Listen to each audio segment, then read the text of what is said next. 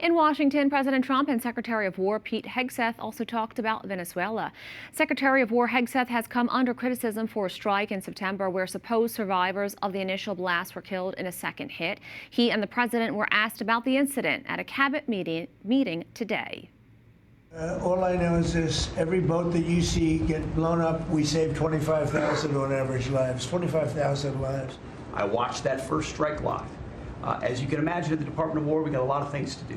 So I didn't stick around for the hour and 2 hours, whatever, where all the sensitive site exploitation digitally occurs. So I moved on to my next meeting. A couple of hours later, I learned that that commander had made which he had the complete authority to do, and by the way, Admiral Bradley made the correct decision to ultimately sink the boat and eliminate the threat. Let's get the view from Caracas. Andrés Enriquez is a reporter with ACI Prensa, a service of EWTN News. Thanks for your time. Can you tell us what is the situation in Venezuela right now? Thank you so much for having me. Well, the situation in the country is truly tense.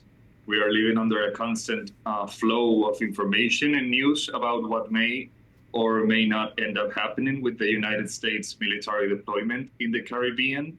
And I think that when we talk about this, we must remember that we are not talking about a regular democratic elected president.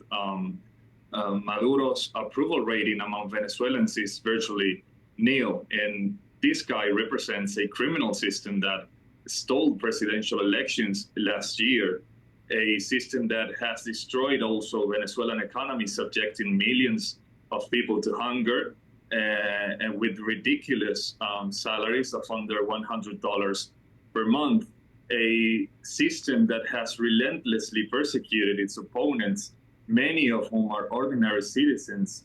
Just last year, Maduro imprisoned hundreds of minors, boys and girls, just because they sent a WhatsApp message against the regime to their families or to their friends. And even the bishops and the cardinals have been terribly harassed by the regime's police across these years. So I think that this terrible situation has led Venezuelans to see a glimmer of light and hope in the help that the United States can provide to achieve freedom and peace in the country. So I wanted to ask you what people there are saying about the U.S. strikes on Venezuelan boats. And of course, you just detailed what it's been like for Venezuelans who are living under the corruption and the alleged narco-ties within the government.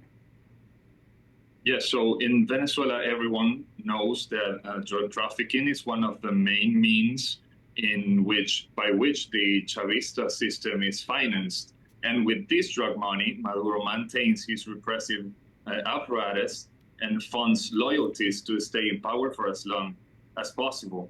It is true that many fishing villages here are controlled by drug traffickers, and I think that we all can agree that this represents a danger not only for Venezuelans but for the entire region. And maybe we can discuss if the legality of these actions within the American or the international legal framework. But the reality in Venezuela is that Maduro is the leader of a drug and terrorism cartel that has done a great deal of damage, not only to our country, but to the entire hemisphere as well.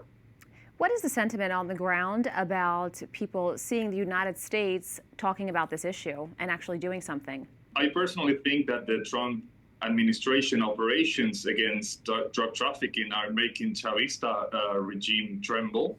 And although the possibility of a regime change is not being openly discussed here, well, as I said before, I think that Venezuelans are following what's happening in the country's coast with great attention and a great deal of hope too. Andrés Enriquez, thank you so much, and we'll continue to cover this story. Thank you so much for having me.